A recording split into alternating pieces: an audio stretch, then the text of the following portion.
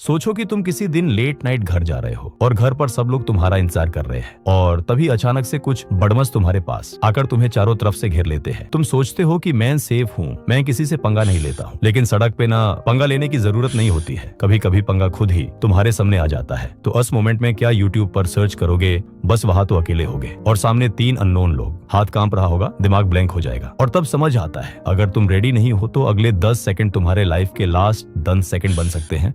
लेकिन स्ट्रीट पे रूल अलग है, या तो तुम शिकार बन जाओ या शिकारी बनो। और शिकारी बनने के लिए तुम्हें ब्लैक बेल्ट या जिम बॉडी की जरूरत नहीं है। तुम्हें सिर्फ 5 रूथलेस मूव्स चाहिए जो तुम आज इस वीडियो में सीखने वाले हो, जो कि सिंपल, ब्रूटल और रियल है। ये मूव्स तुम्हारी जिंदगी बचा सकती है अगर तुम ध्यान से देखोगे।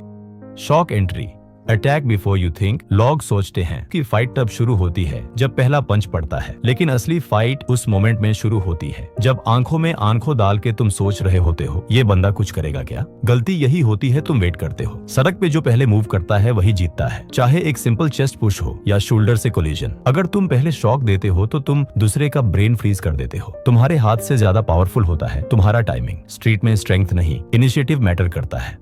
Move 2, throat jab, 1 second of panic. Throat ना वो मसल होता है ना उसकी कोई शील्ड होती है, और सबसे खास बात, कोई एक्सपेक्ट भी नहीं करता कि तुम वहां मारोगे। जब तुम थ्रोट पे मारते हो बंदा इंस्टिंक्टिवली हाथ उस जगह ले जाता है, ब्रेथ ब्लॉक हो जाता है, दिमाग शॉक में चला जाता है। सिर्फ 1 सेकंड का पैनिक, लेकिन स्ट्रीट में 1 सेकंड में तुम पोजीशन बढ़ा सकते हो, डोमिनेंस बना सकते हो या भाग सकते हो। कोई फर्क नहीं पड़ता बंदा कितना बड़ा है, उसकी भी सांस सबकी तरह ही पतली होती है।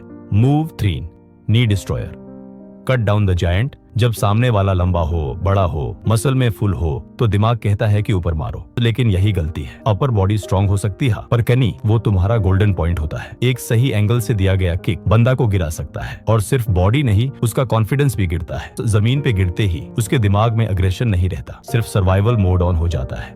Move 4, elbow to face, the breaking point. ये कोई स्टाइलिश मूव नहीं है, ये क्लीन भी नहीं है, ये रियल है। जब बंदा इतना क्लोज हो जाए कि तुम्हारी सांस उसके चेहरे पे लगे तो पंच नहीं एल्बो चलता है। ये बोन टू बोन इम्पैक्ट होता है, और जब चीक बोन या नोज क्रैक करती है तब बंदा सिर्फ पीछे नहीं हटता, वो टूट जाता है। तुमने उसके फेस पे नहीं मारा, तुमने उसकी ईगो पे मारा है। उसी वक्त फाइट खत्म हो जाती है।